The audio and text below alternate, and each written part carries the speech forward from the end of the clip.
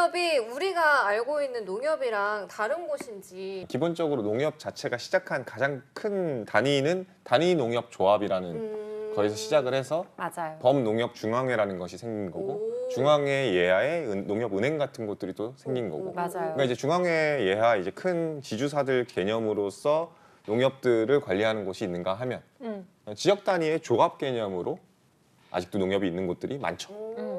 그러면 지역은행 같은 경우에 시중은행에 비해서 뭐 취업 난이도가 다른 게 있을까요? 이게 높다면 높고 낮다면 맞아요. 낮은 것 또 같아요. 그게 또 뭐예요? 이게 필기랑 이게 그러니까 서류 기준으로는 아주 난이도가 낮죠. 블라인드니까. 서류 기준. 블라인드니까 사실 뭐 큰 스펙이나 이런 걸 요구를 하는 건 아니니까. 근데 이제 필기 같은 경우는 NCS는 조금 더 주요하게 보죠. 시중은행에 비해서. 근데 사실 뭐 시중은행은 NCS만 보는 게 아니라 전공도 보고 네. 상식도 보고 디지털도 보고 관련 스펙도 보고 한다면 지역농협은 NCS랑 농업 상식만 보기 때문에 NCS만 파시면 충분히 합격을 하실 수 있는 거라 그래서 보통 이제 시중은행은 어느 정도의 스펙적인 부분을 어쩔 수 없이 조금은 보거든요. 뭐 학력이나 이런 부분. 근데 어느 정도 공부는 좀 하셔야죠. 하셔야 돼요. 네. 근데 다른 NCS를 보는 기업들보다는 아까 말했던 공항공사에 비해서는 난이도가 훨씬 더 편한데 이게 지역 단위로 뽑기 때문에 항상 서울이 제일 경쟁이 높잖아요. 그러다 보니까 서울은 좀 어렵고 지역으로 좀 내려갈수록 조금 더 난이도가 낮아지고 그런 것들은 있습니다. 근데 이게 장점이자 단점인 부분인 것 같아요. 그러니까 뭐 이제 난이도 측면도 그렇지만 이제 대부분의 취준생들이 가장 관심 있게 보는 거는 그래서 순환 근무야? 그래서 어디 배치돼? 약간 이런 거 있잖아요. 근데 이제 뭐 농협은행으로 일단 지원을 하시게 되면은 진짜 전국 단위로 어디든지 갈 수 있다라는 것이 좀 단점 아닌 단점이자 장점인데 반대로 지역 농협을 지원을 하면은 그 지역 단위 조합 안에서만 움직이는 거죠. 맞아요. 그러니까 내가 이제 뭐 예를 들면은 서울 원예농협 이런 데를 지원했다라고 한다면 그 원예농협이 위치해 있는 그 지점 근처에서만 한 6개 지점만 계속 보는.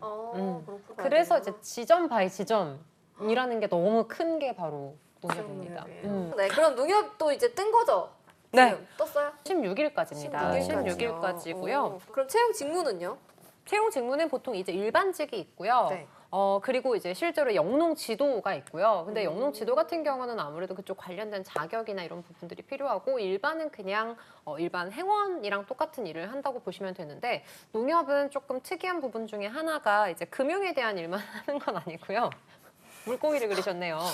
네, 이제 농민들의 이제 교육이라던가 사회 관련된 여러 가지 영농 지도라던가 여러 가지를 하고요. 그 농협만 있는 게 아니에요. 또 이렇게 말씀하신 것처럼 병음 농협에서는 은행도 있고 그 밑에 농협 무역, 뭐 하나로 마트, 농협 홍삼 등등등 너무 여러 가지 계열사들이 많기 때문에 생각보다 이제 잘 모르시는 분들이 되게 많더라고요. 근데 이 계열사마다 다 좀 뽑는 기준도 또 다르고 블라인드인 것도 있고 살짝 블라인드가 아닌 것도 있고 하기 때문에 본인이 가지고 있는 스펙이나 이런 것들을 좀 고려했을 때 아무래도 블라인드가 조금 덜한 곳은 전공이나 학교 같은 경우는 보기도 하거든요.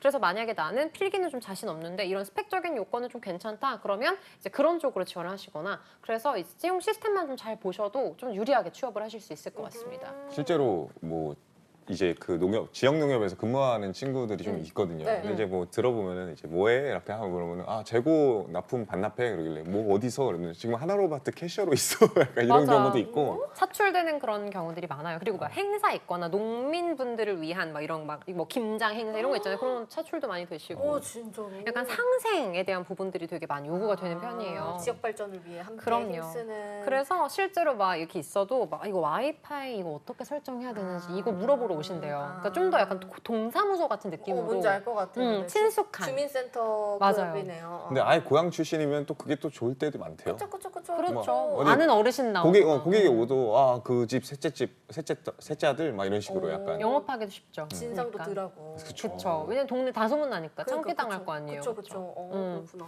그래서 좀 이제 태도적인 부분을 되게 많이 봐요. 지역 농협은 스펙적인 요소보다는 진짜 이런 대민 지원 업무들을 많이 할 수 있는가, 이런 좀 공정성 그리고 공익성 이런 가치를 좀 중시하는가 이런 걸 좀 많이 봐서 면접 볼 때 사실 태도적인 부분 정말 많이 중요합니다. 진짜요? 그럼 이제 서류 지금 받고 있는데 서류 평가 기준은 다른 데랑 비교했을 때는 다른 게 있어요? 가점이 솔직히 많이 작용을 하지 않고요. 사실 키워드에 대한 부분을 되게 많이 보고 서류 하고 나서 농협은행도 마찬가지인데 이제 바로 그 인성을 보거든요. 그래서 이제 여기에서 키워드가 일치를 하는지, 그래서 우리 범농협과 일치를 하는지를 많이 봐서 자소서를 되게 잘 써야 되는 곳 중에 하나입니다. 자소서를 잘 써야 돼요? 어떤 항목이 있는데요? 일단 기본적으로 뭐 지원 동기, 그리고 앞으로 입사해서 뭘 할 건지, 뭐 협업에 대한 항목, 그리고 이제 뭐 효율적으로 문제를 해결했던 항목, 그리고 자기 개발에 대한 항목이 있는데, 그러니까 결론은 그러니까 조직에서 뭔가 잘 희생을 해서 좋은 성과를 낼 수 있는지, 농협에 얼마나 관심 있는지 이런 부분들을 보고 있기 때문에 열심히 공부하고 쓰시면 됩니다. 네. 한국이 들어보니까 공기업이랑 거의 비슷한 것 같아요. 공기업 수준이라고 네, 생각하시면 공기업 돼요. 같은데요. 그럼 음. 면접 때 영업 관련 이런 질문들이 많이 나와요? 아니요, 주장 면접이랑 인상 면접이라고 해서 그러니까 농업 상식 이런 거 물어보고요. 앞으로 농업, 뭐 예를 들어 농가 소득, 뭐 연 5천 이상을 넘기기 위한 방안, 뭐 스마트팜 활성화를 위한 방안 이런 거를 물어보는데 사실 그런 건 준비하면 되고 나머지는 진짜 그냥 성향 이런 거 물어보고 끝나요. 잡스 101 매일 오후 5시 유튜브 채널에서 만나요.